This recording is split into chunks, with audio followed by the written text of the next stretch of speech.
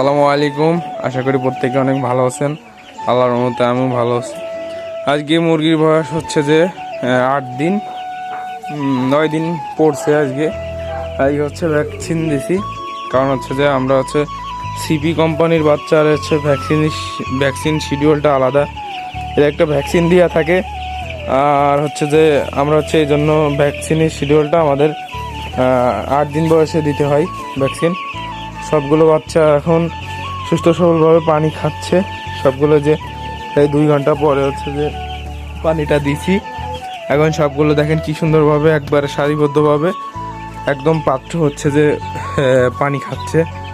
আর হচ্ছে যে আপনার এই যে সরকারি ভ্যাকসিন যেটা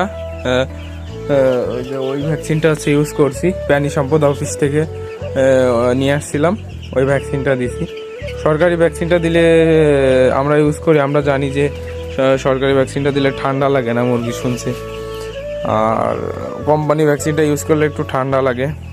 মানে এখন যার কাছে যেটা ভালো লাগে ভাইয়া, এখন আমি এটা ইউজ করি, আমার কাছে এটা ভালো লাগে।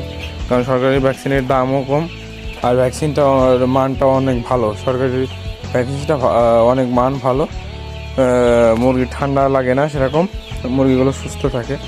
মুরগিগুলো দেখেন কীভাবে পানি খাচ্ছে, দেখেন একটা পাত্র প্রায় 20-30টা মুরগি একসাথে একটা পাত্রে পানি খাচ্ছে। প্রত্যেকটা পাত্র এরকম দেখেন একদম পাত্র ঘিরে এনেছে। দাবড়াই দেবেন যাতে হচ্ছে যে আপনার সবগুলো খাইতে পারে। কিছুক্ষণের ভিতরে পানি যাতে ফুরোয় যায়, ফুরোয় গেলে তারপরে হচ্ছে যে আপনি যে কোনো একটা ওষুধ না পাওয়া অথবা এডি দেবেন, যাতে হচ্ছে ভ্যাকসিন দেওয়ার পরে এদের গা একটু জ্বর আসে, ঠিক আছে? মানে এদের গায়ে হচ্ছে জ্বর ভাব আসে, তখন হচ্ছে নাপাটা ইউজ করলে ভালো হয়। এডিও দেয় অনেকে। হ্যাঁ, আমরা এডি তেমনটা ইউজ করি না, কারণ হচ্ছে যে এডি দিলে আপনার পায়খানা একটু সমস্যা হয়, কিন্তু এডি ইউজ করি না, শুধু নাপাটা ইউজ করি। আজকে ভিডিও এই পর্যন্ত। সবাই সুস্থ থাকবেন, ভালো থাকবেন। আসসালামু আলাইকুম। আর ভিডিওটি ভালো লাগলে অবশ্যই চ্যানেলটি সাবস্ক্রাইব করবেন, আমাদের পাশে থাকবেন।